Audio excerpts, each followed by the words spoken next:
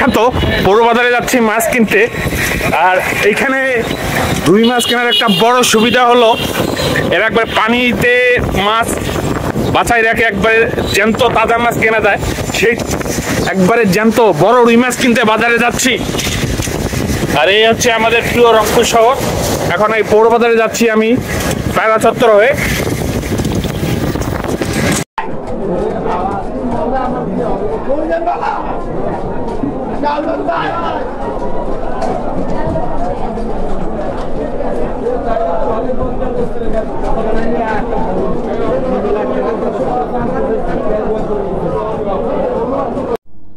অবশেষে মাছ কেনা হয়ে গেল।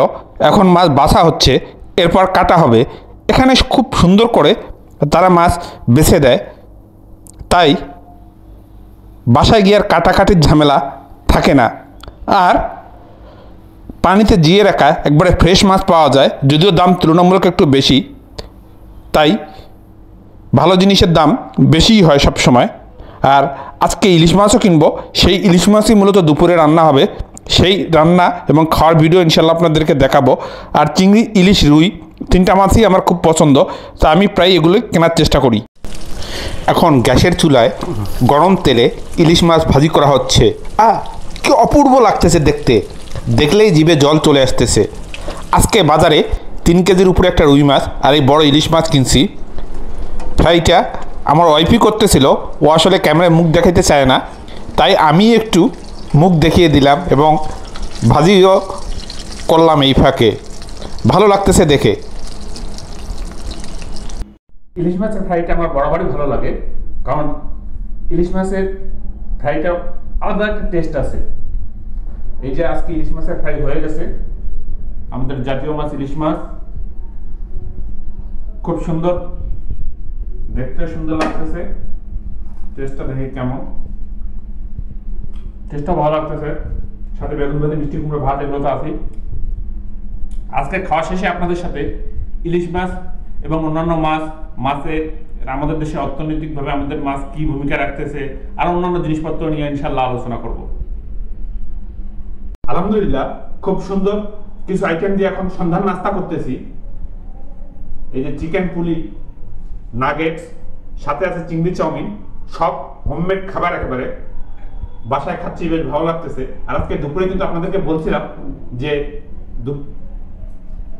ইলিশ মাছ নিয়ে কিছু কথা বলবো।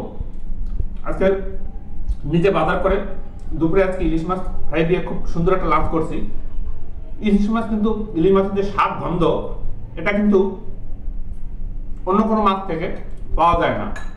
আর ইলিশ মাছের উপকারিতা অনেক।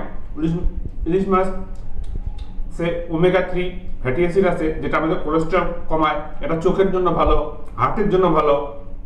প্রচুর পরিমাণে আয়োডিন, ক্যালসিয়াম, ফসফরাস এগুলো পাওয়া যায়। আর কেবলমাত্র খাদ্যদ্রব্য হিসেবে যে ইলিশ মাছের এত কদর তা না, অনেক উৎসব কিন্তু আপনারা দেখবেন ইলিশ মাছ ছাড়া অপূর্ণ থাকে। যেমন পুজো কিংবা আমাদের পয়লা বৈশাখ, এগুলো ইলিশ মাছ ছাড়া অপূর্ণ। আর শুধুমাত্র খাদ্যদ্রব্য হিসেবেই যে এটা ভূমিকা আছে তা না, আমাদের ডিপ্লোমেসিতে এমনকি এটা কিন্তু অনেক ভূমিকা রাখতেছে। যেমন ভারতের সাথে আমাদের সম্পর্ক উন্নয়নে ইলিশ মাছ অনেক ভূমিকা রাখতেছে। আমরা তাদেরকে ইলিশ মাছ পাঠাই, কিংবা অনেক সময় দেখা যায় আরো বিভিন্ন রাষ্ট্রপ্রধান আসলে অন্যান্য দেশ থেকে ইলিশ মাছ দিয়ে আপ্যায়ন করে এবং তাদেরকে উপহার হিসেবে ইলিশ মাছ দেওয়া হয়। এবং এই ইলিশ মাছের গুণাগুণের জন্য ইউনেস্কো 2017 সালে ইলিশ মাছ বাংলাদেশের জিআই পণ্য, মানে জিওগ্রাফিক্যাল ইন্ডিকেটর পণ্য হিসেবে স্বীকৃতি দিছে। আর ইলিশ মাছ নিয়ে বলতে গেলে আসলে যেটা বলতে হয় সেটা হচ্ছে, এটা আমাদের দেশের নিজস্ব একটা জিনিস। এটা একটা চাষও করতে হয় না, আলাদা কোনো খরচ নাই, তারপর দামটা একটু তুলনামূলক বেশি, যেটা খারাপ লাগে। 1000 টাকার নিচে ইলিশ মাছ তো পাওয়া যায় না। আর একটা ইনফরমেশন দিয়ে আপনাদেরকে, আপনারা হয়তো জেনে থাকবেন, বাংলাদেশে মৎস্য প্রশিক্ষণ ইনস্টিটিউট হচ্ছে চাঁদপুরে, আর মৎস্য গবেষণা ইনস্টিটিউট হচ্ছে ময়মনসিংহে। আপনারা যারা মাছের ট্রেনিং নিয়ে মাছ চাষ করতে চান, তারা এই মৎস্য প্রশিক্ষণ ইনস্টিটিউটে প্রশিক্ষণ নিতে পারেন। কারণ দেশে যত মাছ উৎপাদিত হবে তত আমাদের দেশের জন্য ভালো।